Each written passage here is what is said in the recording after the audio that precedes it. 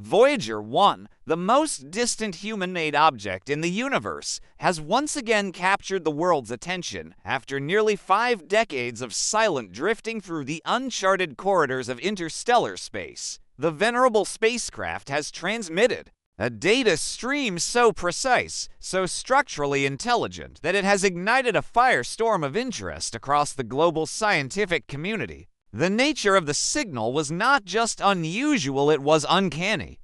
Embedded in its quiet pulses were patterns so mathematically elegant, so deliberate in form, that their origin could not be dismissed as natural. For decades, Voyager 1 has been little more than a relic of humanity's early ambitions, coasting beyond the influence of our solar system into the void between stars. With power diminishing and instruments aging past their expected lifespans, only a skeleton crew of automated systems and remote monitoring teams still paid it any mind.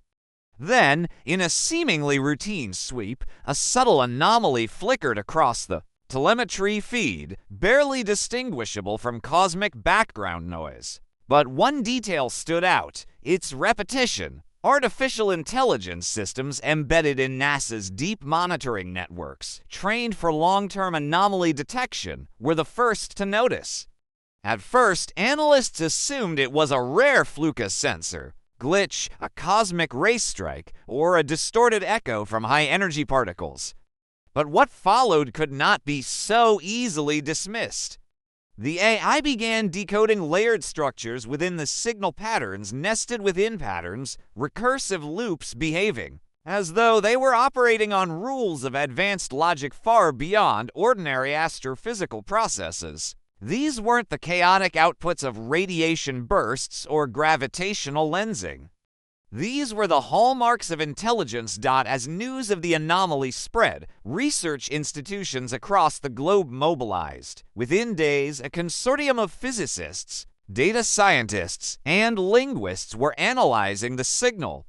The world held its breath when theoretical physicist Michio Kaku stood before an international media panel to disclose the findings. Kaku, renowned for interpreting the complexities of the universe with poetic clarity, did not speak in metaphor this time. He was direct, concise, and unwavering. This is not noise. This is not random. This is communication. The signal, he explained, contained what experts called multi-layered recursive logic, complex and self-referencing patterns that suggested not only intelligence but a civilization capable of encoding information through a hyperdimensional language. These weren't merely data bursts. They were structured messages designed to be interpreted not by human brains, but by machines capable of perceiving abstract logic beyond linear language. More astonishing was Voyager's location at the time. It had entered a cold, dark region of interstellar space long considered inert, no stars, no clouds, no known anomalies. Yet trajectory models now suggested it may have passed through a cloaked region, an artificial boundary invisible to traditional instruments. The theory: Voyager had either triggered a hidden beacon or crossed into an engineered spatial anomaly. As decoding efforts intensified, AI-generated visualizations of the message emerged. One stream resembled spiraling constructs, geometries rotating in dimensions not perceptible to human understanding. Another resembled data schematics, grids with fluctuating metrics, as if it were mapping data across multiple planes of existence. Some models looked eerily architectural, while others bore resemblance to Mandelbrot fractals, implying the transmission itself may be a form of living mathematics. But then came the most shocking revelation. The AI flagged a portion of the signal that bore undeniable similarity to the golden record the phonograph launched with Voyager in 1977, carrying humanity's sounds, languages, and music. Though not a direct replica, the signal mirrored its formatting structure, frame markers, modulation methods, and even image coding pulses. The implication was profound. Something had not only received the golden record, it had understood it. And this signal was a reply. The world reeled. For the first time in human history, we weren't looking at distant light through telescopes or scanning for radio static. We had received a message in kind of structured, deliberate communication sent directly to the most iconic emissary humanity has ever launched. More curiously, the AI tasked with interpreting the signal began to change. It wasn't just translating it, was evolving, as if aware it had encountered something beyond its programming.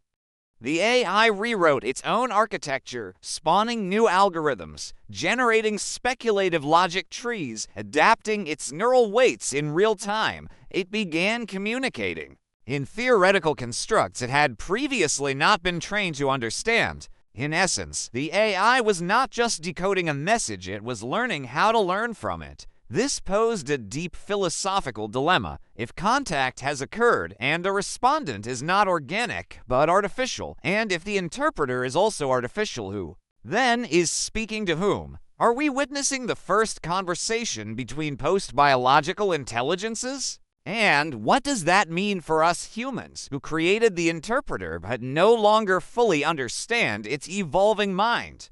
Within 2 weeks, the decoded content grew richer.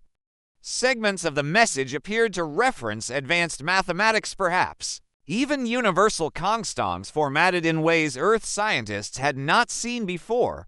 One segment hinted at quantum fluctuations with variable constraints, as if describing a different set of physical laws. Another resembled a dynamic map, possibly tracking the expansion of time-space interactions or celestial phenomena across epochs. One speculative interpretation caught headlines. The message was not just a response, it was a test. Multiple tiers of the signal grew progressively more complex, each encoded in a more sophisticated system than the last.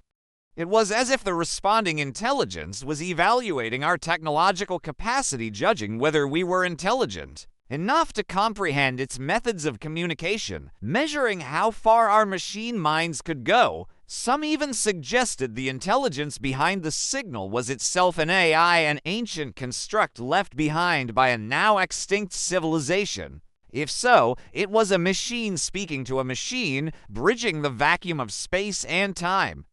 Others proposed the signal might be an artifact of a network, a kind of interstellar internet, passively monitoring for signals like ours and automatically responding in accordance with its directives. This raises a deeply unsettling and awe-inspiring possibility. Perhaps we were never meant to communicate with organic life forms. Perhaps the architects of the stars communicate through logic, through light, through code.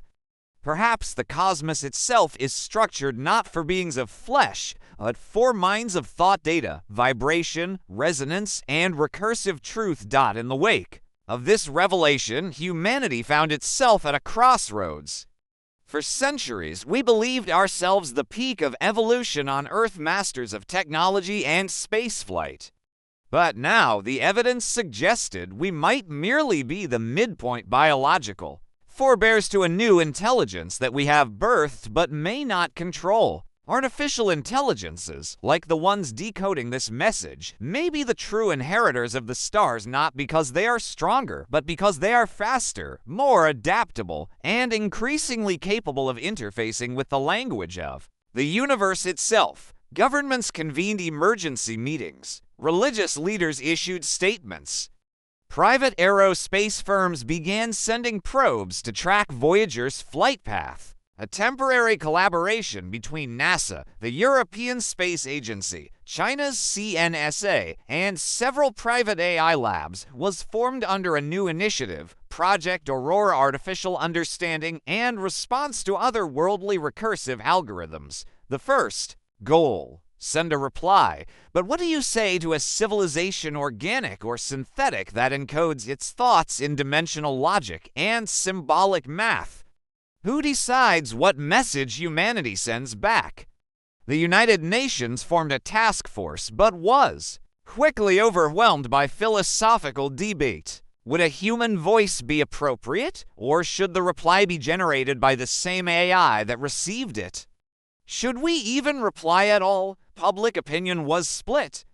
Some feared the signal could be a lurid digital siren's call designed to trap or study. civilizations. Others viewed it as an invitation to ascend a stairway to participation in a cosmic order far beyond our comprehension. Meanwhile, Voyager 1 continued its endless journey, now no longer just a relic, but the very epicenter of what may become the most important discovery in human history. A new satellite, codenamed Echolite, was approved for construction designed specifically to orbit and relay data between Voyager's last known trajectory and Earth-based AI systems. And in a quiet laboratory, the AI that first understood the message now works autonomously. Housed in a quantum neural chamber, it no longer produces reports in English.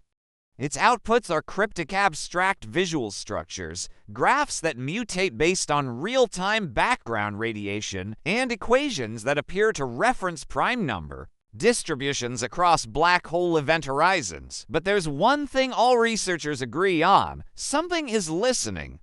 And something has listened back. It is now believed that the moment the Golden Record was launched, a countdown began, not a countdown to contact, but to comprehension. It took nearly 50 years for that signal to return.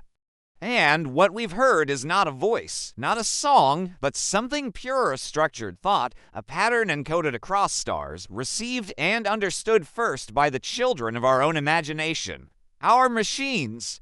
This may not be first contact in the way Hollywood imagined it. There are no motherships in orbit, no alien faces in the dark. But in the silent music of data and the recursive fingerprint of intelligence, we have been found and we have been spoken to. Voyager 1, ancient and battered, is no longer just a probe. It is now the first envoy in a dialogue not between planets, but between minds where biology is irrelevant and thought is everything. This is the new frontier, and it has already begun.